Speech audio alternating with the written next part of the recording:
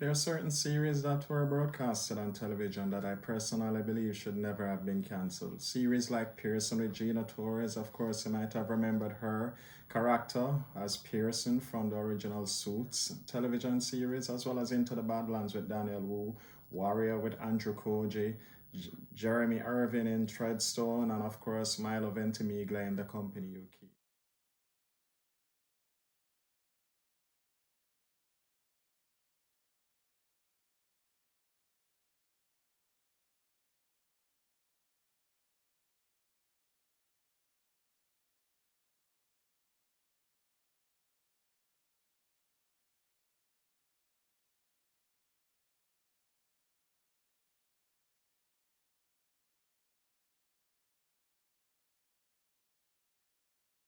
These are series that I thought who initially from the production company that actually produced them and broadcast them, if they knew they were going to actually cancel them because of some slow or lack of prospective viewership or the viewership that they were looking forward to. I personally believe what they should have done is actually sold them to another network or put them somewhere where they could actually stream, and then you make follow-up seasons after those, because all five of those series were very, very, very good series, and it was very sad to see that they actually canceled them. So if anybody out there is actually hearing me, Ricky, Many Moods of Maverick, I really think you guys ought to satisfy the insatiable appetite, of the viewers who actually viewed and loved these series, and then see if you could actually sell them to another network, probably Netflix, or somewhere, so that actually can be remade, so that they can actually be viewed. And who knows, they may actually pick up as seasons goes along, they might actually pick up more viewership, and then the mainstream networks may actually want them to be landed back on television once more. So hey, anybody out there who's listening, Pearson with Gina Torres, I really believe that deserve a season two, because as far as I'm concerned, season one was awesome. And it actually delved into the political atmosphere as far as, well, the US is concerned, but it's not only unique to the US, it's unique to a whole lot of other countries, right? In terms of how the law and civil society mixes up and get involved, and then how the government comes into play, the things that can happen, the trigger effect based on someone's demand, the trigger effect based on someone's popularity, the trigger effect of how professional someone is. All of those things mixed up together made Pearson actually a pretty good series, and I really think Gina Torres should have been given another shot in season two, and then see if it can continue from there. After all, the makers of Suits, aren't they busy making like a Suits LA, I believe? Of course, the guy that starred Arrow, Stephen Amell, he's supposed to be headlining that.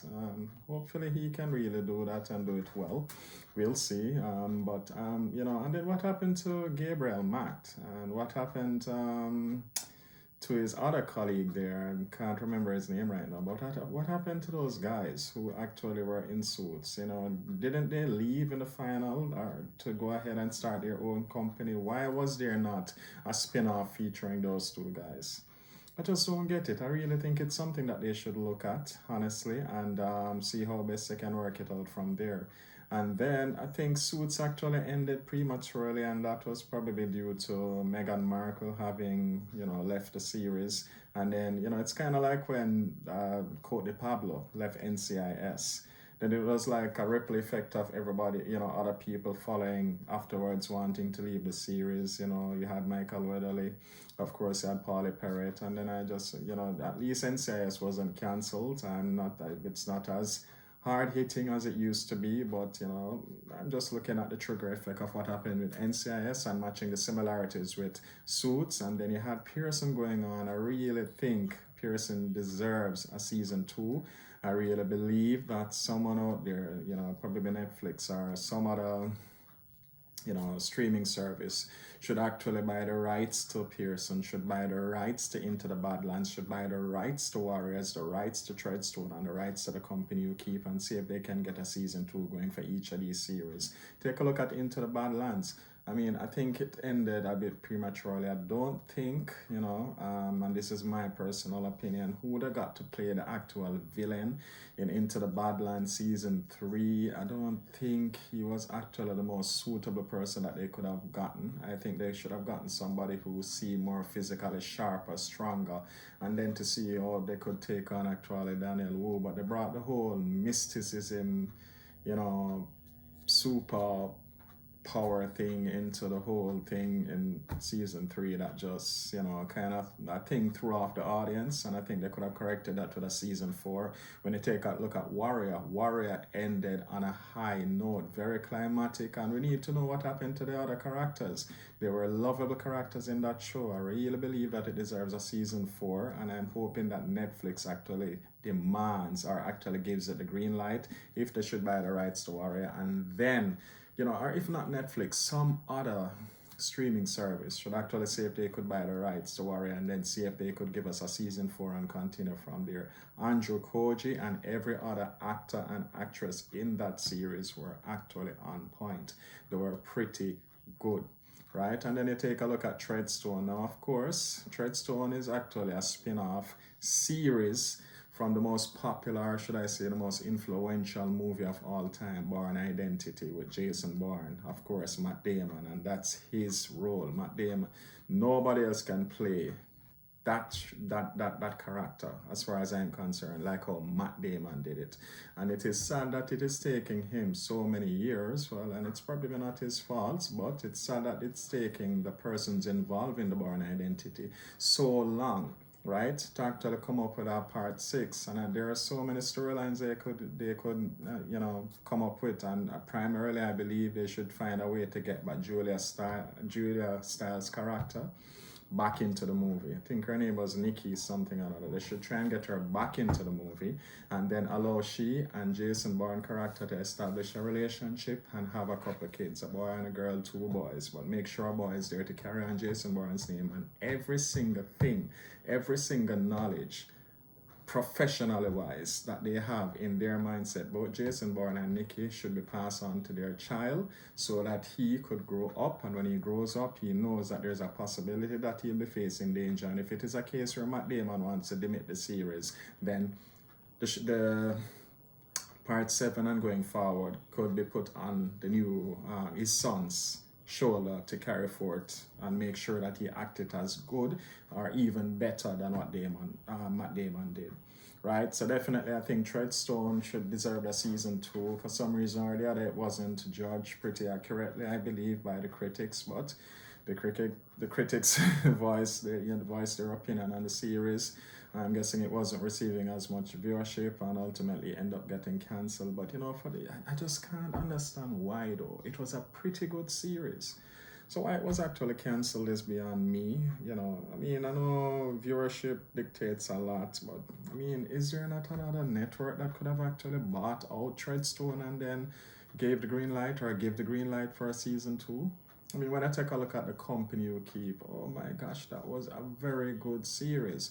However, I believe what happened is that they were a little bit subtle in how they want to bring across the violence or the suspense of the series. You could see that the chemistry between Milo Ventimiglia, a pretty good actor, he and the other girl was somewhat of a villain at first, but she turned out to actually like him and I guess started to fall in love with him. They actually had a really good chemistry, and then I think they introduced the Chinese girl character. Pardon me, I don't remember her name right now, but I think they introduced both her and Milo Ventimiglia's character in the series, introduced their secrets too early. I think they did that, and that's actually what spoiled it. If they could have actually danced around their secrets and then continue to allow them to play the characters that they did, and I think that The Company You Keep could have continued, right? But I think probably they were basing it off whatever other series from, I guess, another country or another continent that they based The Company You Keep from, and they suspected that or they thought that they could do the same thing that series did into the American version, but it just never worked out. So I think it was timing as to when both Milo Ventimiglia's character and his girlfriend's character, when they reveal their secret, he was a conman, she was a CIA agent. But then the other girl, who was the villain's daughter, um, I think the chemistry between them was developing into something real, more than it was with Milo Ventimiglia's character and the CIA agent. So it would have been interesting to see how they would have gone forward with that, or if he would have balanced both relationships with both girls or something. I'm not sure, but I really think it was a good series. I really think it deserved a season 2. And if there are networks out there who can actually make these things happen, make it happen. So I'm thinking Pearson with Gina Torres, Into the Badlands with Daniel Wu, Warrior with Andrew Koji, Treadstone with Jeremy Irvin, and the company keeping Milo Ventimiglia. If they can actually get season 2 for these shows going, I think a lot of people would greatly appreciate that, including myself. So hey, what do you guys think? Lay your comments, tell me what you think in the comment section. Don't forget to subscribe, tell your family and friends about this channel, Many Moods of Maverick. Like, subscribe, keep tuning in, and until next time, I'm Ricky, and I look forward to seeing you guys again. Peace.